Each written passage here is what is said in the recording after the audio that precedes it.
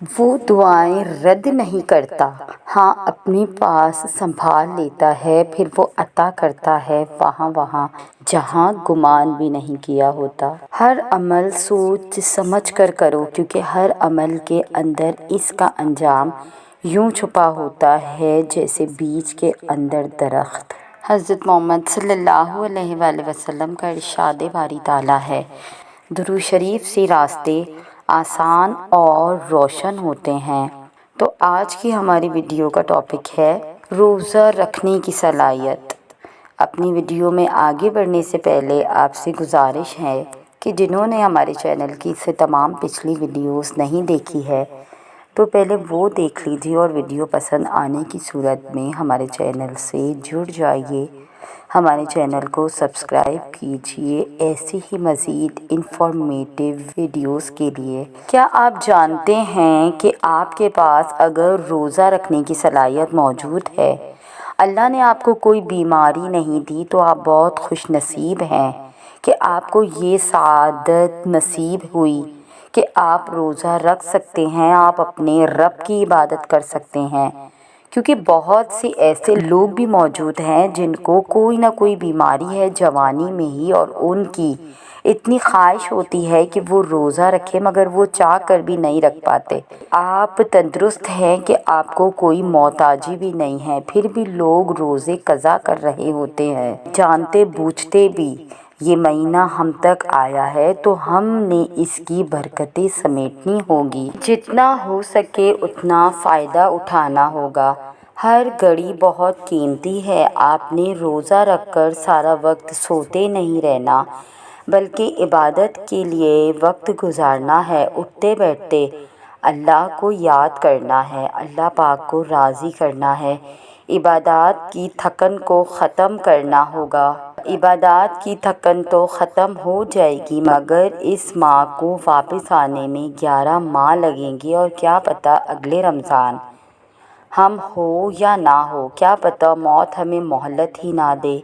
اگلے رمضان کی ایک ایک لمحہ بہت قیمتی ہے، جو پلک جھپکتے ہمارے ہاتھوں سے پھسل رہا ہے، قدر کرے اس وقت کی، یہ نہ ہو کہ پھر دیر ہو جائے۔ یہ غلطیاں رمضان میں کبھی نہ کریں، غصہ نہ کریں، کوئی کچھ کہے تو صبر کر لیں، روزہ رکھ کر پورے دن نہ سوئیں بلکہ تھوڑا سوئیں اور زیادہ عبادت کریں، روزے میں نمازیں نہ چھوڑیں ورنہ آپ کا روزہ فاقہ کہلاتا ہے اور جس کا کوئی ثواب نہیں ملتا۔ اپنی زبان سے برے الفاظ استعمال نہ کریں، گالی نہ دیں، کسی کو کچھ بری بات نہ بولیں۔ کتنی خوبصورت ہے نا یہ راتیں، تہجد، سحری اور پھر فجر۔ یا اللہ اس روزے کو تیرے تقویٰ کا ذریعہ بنا دے، یا اللہ اس رمضان کو ہمارے تقویٰ کا ذریعہ بنا دے، یا اللہ اس رمضان ہمارے گناہوں کو معاف کر دے، یا اللہ اس رمضان ہمارے دل سے کینہ کو نکال دے۔ یا اللہ آپ صلی اللہ علیہ وآلہ وسلم نے فرمایا ہے کہ جنت میں ایک دروازہ ہے ریان، جس میں سے روزے دار داخل ہوں گے۔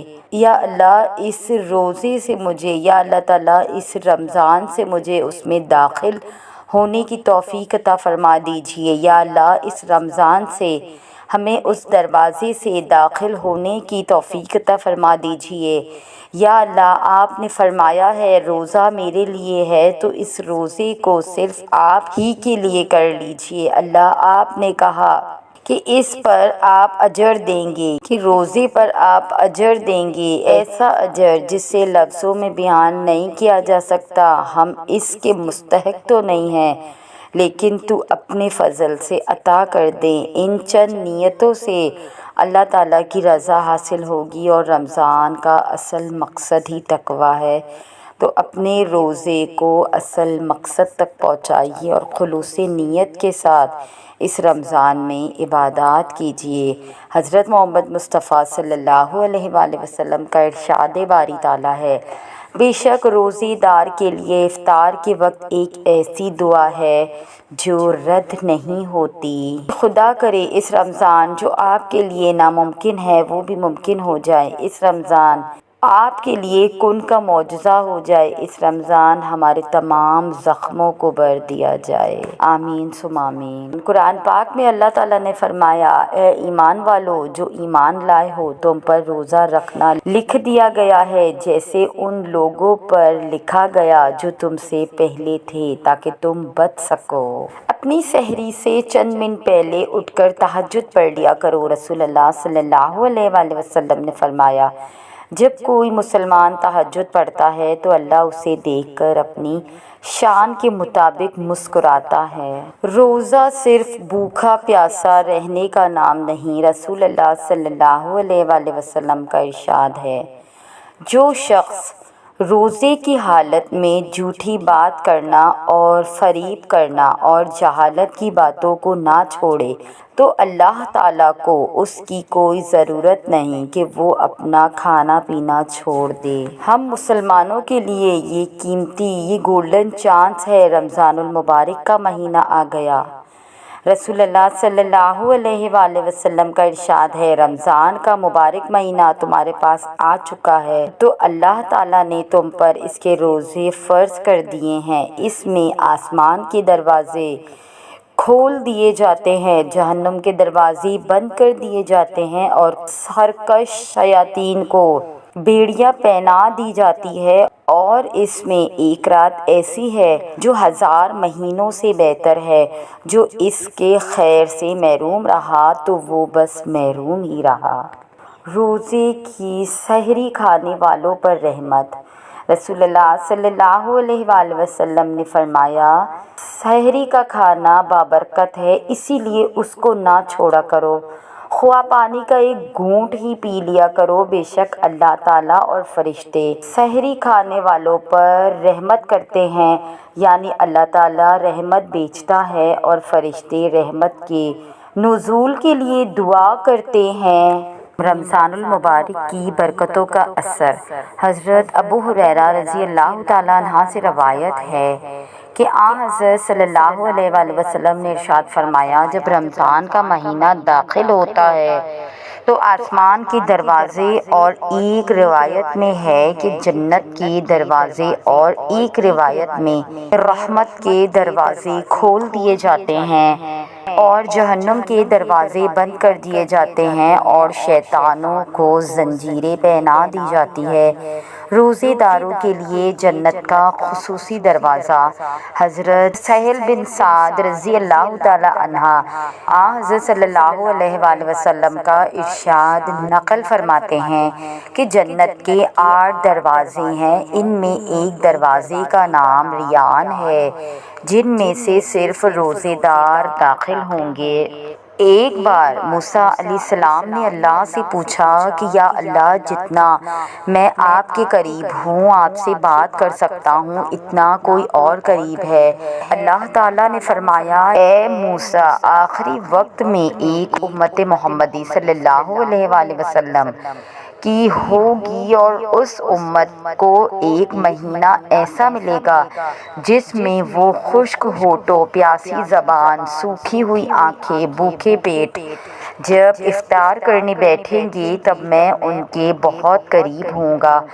موسیٰ، تمہاری اور میری درمیان 70 پردوں کا فاصلہ ہے، لیکن افطار کے وقت اس امت اور میرے درمیان ایک پردے کا بھی فاصلہ نہیں ہوگا، اور وہ جو دعا مانگیں گے اسے قبول کرنا میری ذمہ داری ہوگی۔ سبحان اللہ! اگر میرے بندوں کو معلوم ہوتا کہ رمضان کیا ہے تو سب تمنا کرتے کہ کاش پورا سال ہی رمضان ہوتا۔ روزے دار کہاں ہیں؟ نبی رحمت صلی اللہ علیہ وآلہ وسلم نے فرمایا کہ جنت میں ایک دروازہ ہے جسے ریان کہتے ہیں، قیامت کے دن اس دروازے سے صرف روزے دار ہی جنت میں داخل ہوں گے، ان کے سوا اور کوئی اس میں سے داخل نہیں ہوگا۔ پکارا جائے گا کہ روزے دار کہاں ہیں؟ وہ کھڑے ہو جائیں گے، ان کے سوا اس سے اور کوئی نہیں اندر جانے پائے گا۔ جب یہ لوگ اندر چلے جائیں گے تو یہ دروازہ بند کر دیا جائے گا، پھر اس سے کوئی اندر نہ جا سکے گا سوائے روزے دار کے۔ کہ رمضان کا ایک روزہ چھوڑنے کا نقصان۔ حضرت ابو ہریرہ رضی اللہ تعالیٰ عنہ کہتے ہیں کہ رسول اللہ صلی اللہ علیہ وآلہ وسلم نے فرمایا، جس نے بغیر کسی شرعی رخصت اور بغیر کسی بیماری کہ رمضان کا کوئی روزہ نہیں رکھا تو پورے سال کا روزہ بھی اس کو پورا نہیں کر پائے گا، چاہے وہ پورے سال روزے سے رہے۔ افطار کی خوشیاں۔ حضور پاک صلی اللہ علیہ وآلہ وسلم نے ارشاد فرمایا، روزے دار کے لیے دو خوشیاں ہیں، ایک افطار کے وقت اور دوسری خوشی اپنے رب سے ملاقات کے وقت۔ روزے کا اجر۔ نبی پاک صلی اللہ علیہ وآلہ وسلم کا ارشاد باری تعالیٰ ہے، جنت میں ایک بالا خانہ ایسا بھی ہے جس کا ظاہر باطن سے اور باطن ظاہر سے نظر آتا ہے، یہ اللہ نے اس شخص کے لیے تیار کیا ہے جو لوگوں کو کھانا کھلائے، نرمی سے بات کرے، تسلسل کے ساتھ روزے رکھے اور اس وقت نماز پڑھے جب لوگ سو رہے ہو۔ رمضان کیا ہے؟ رمضان نزول قرآن کا مہینہ ہے، برکت، رحمت اور مغفرت کا خزینہ ہے۔ دن بھی روشن، رات بھی روشن، دن کے اوقات روزوں سے معمور، رات کی گھڑیاں تراویح و تہجد پر نور۔ ہر روز روزے عید اور ہر شب برات ماننے والوں کو اللہ نے وہ نعمت عطا فرما دی کہ ایک رات کی محنت و عبادت پر 1000 راتیں قربان۔ یقین کرنے والا دل چاہیے، کر گزرنے والی دن چاہیے۔ رحمت پروردگار آغوش کرم کھولے ہوئے ہیں، عبادت کرنے والے عبادت کی سوغات لائے، تلاوت کرنے والے تلاوت کا تحفہ لائے۔ قبولیت کی گھڑی ہے یہ، سال بھر کا جشن بہارا ہے۔ رمضان المبارک کے 4 اعمال۔ حضور سرور دو عالم صلی اللہ علیہ وآلہ وسلم فرماتے ہیں کہ اس مبارک مہینے میں 4 عمل زیادہ کرنے چاہیے۔ نمبر 1، لا الہ الا اللہ کی کثرت، استغفار کی کثرت، جنت کا سوال اور دوزخ سے پناہ۔ نیز اس ماہ میں فضول گپ شپ سے بھی احتیاط کریں، بس ضرورت کی گفتگو کیجیے، ورنہ چاہے آرام سے سوتے رہیں لیکن فضول گفتگو نہ کریں۔ شیخ الحدیث مولانا زکریا صاحب رحمۃ اللہ علیہ کے یہاں رمضان میں کہیں 100 آدمی اعتکاف کرتے تھے۔ بمبئی مدارس دور دور سے آتے تھے۔ ہمارے شیخ مولانا روزے میں زیادہ سونا۔ روزے دار کے لیے سنت یہ ہے کہ دن کے وقت زیادہ دیر نہ سوئے بلکہ جاگتا رہے تاکہ بھوک اور ضعف یعنی کمزوری کا اثر محسوس ہو۔ اگرچہ افضل کم سونا ہے، پھر بھی اگر ضروری عبادت کے علاوہ کوئی شخص سویا رہے تو گنہگار نہ ہوگا۔ رمضان نماز فجر کے بعد یہ تسبیح کرنا نہ بھولیے گا۔ حضرت ابو ہریرہ رضی اللہ تعالیٰ عنہ سے روایت ہے کہ رسول اللہ صلی اللہ علیہ وآلہ وسلم نے ارشاد فرمایا، نماز فجر کے بعد جو شخص 100 مرتبہ سبحان اللہ کہے اور 100 مرتبہ لا الہ الا اللہ کہے تو اس شخص کے گناہ معاف کر دیے جاتے ہیں، اگرچہ وہ گناہ سمندر کے چاک کے برابر ہی کیوں نہ ہو۔ ایک دن کے روزے کی فضیلت۔ حضرت عقبہ بن عامر رضی اللہ تعالیٰ عنہ سے روایت ہے کہ حضور رحمت للعالمین صلی اللہ علیہ وآلہ وسلم نے ارشاد فرمایا، جس نے اللہ تعالیٰ کی رضا کی خاطر ایک دن کا روزہ رکھے، اللہ تعالیٰ اسے دوزخ سے 100 سال کی مسافت دور فرمائے گا۔ اپنا رمضان ایسے گزارے۔ حضرت شیخ الوظائف دامت برقامت کی روزے داروں کو نصیحت۔ رمضان میں ہر پل باوضو رہنے کی کوشش کرے۔ جو عمل رمضان میں مضبوط ہوتا ہے، رمضان کے علاوہ بھی وہی عمل ہمیشہ زندگی میں رہتا ہے۔ رمضان المبارک میں مسواک اور خوشبو کا اہتمام ضرور کرے۔ اپنے کان اور نگاہوں کی حفاظت سخت سے سخت کرے اور گناہوں سے بچنے کی کوشش کریں اور ابھی سے روزانہ حسب توفیق مالی صدقہ کریں اور اللہ سے مانگیں کہ یا اللہ میری زندگی سے گناہوں کو دور کر دے۔ آمین ثم آمین۔ روزہ نہ چھوڑے۔ رسول اللہ صلی اللہ علیہ وآلہ وسلم نے فرمایا، جس شخص نے بغیر عذر اور بیماری کے رمضان کا ایک روزہ بھی چھوڑ دیا تو خواہ ساری زندگی کے روزے رکھتا رہے، وہ اس کی تلافی نہیں کر سکتا۔ رحمتوں کا مہینہ، سبحان اللہ، کیا پیارا مہینہ ہے۔ امن و سکون کا مہینہ، اللہ کے قریب ہونے کا مہینہ، اللہ کی رحمتوں کو سمیٹنے کا مہینہ۔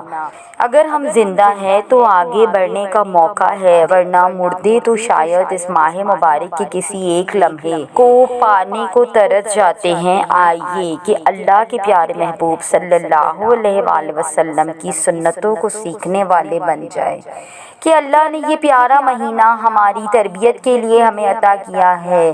اے اللہ، ہمیں اس ماہ مبارک کے ہر لمحے کو تیری رحمت کے ساتھ سمیٹنے کی توفیق عطا فرما۔